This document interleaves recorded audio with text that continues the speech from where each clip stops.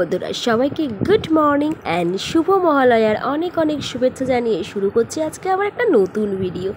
তো আশা করছি সবাই ভালো আছো, আমিও ভালো আছি।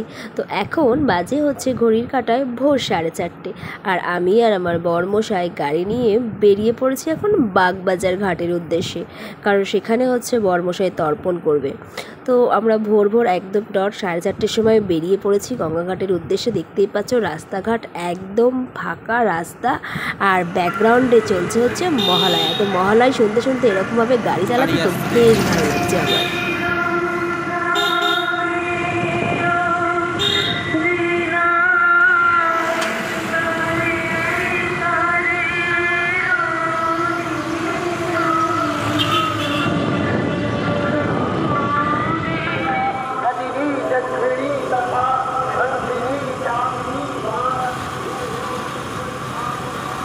তো প্রায় অনেক দিন পরই এরকমভাবে আমি আর আমার বরমশাই দুজনে মিলে বেরিয়ে পড়েছি।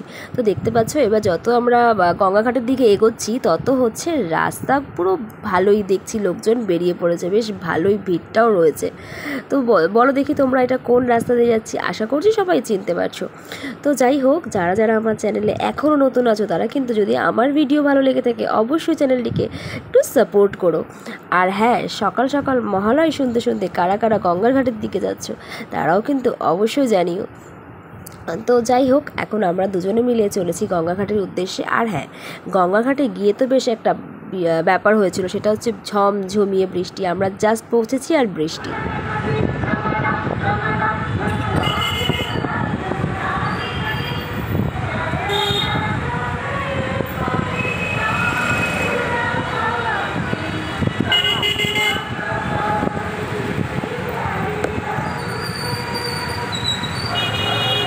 দিয়ে তো বিশাল বৃষ্টি আর বৃষ্টি। আমরা প্রায় অনেকখানি সময় গাড়িটাকে পার্ক করে একটা দোকানে, চায়ের দোকানের ভিতরে ঢুকে দাঁড়িয়েছিলাম।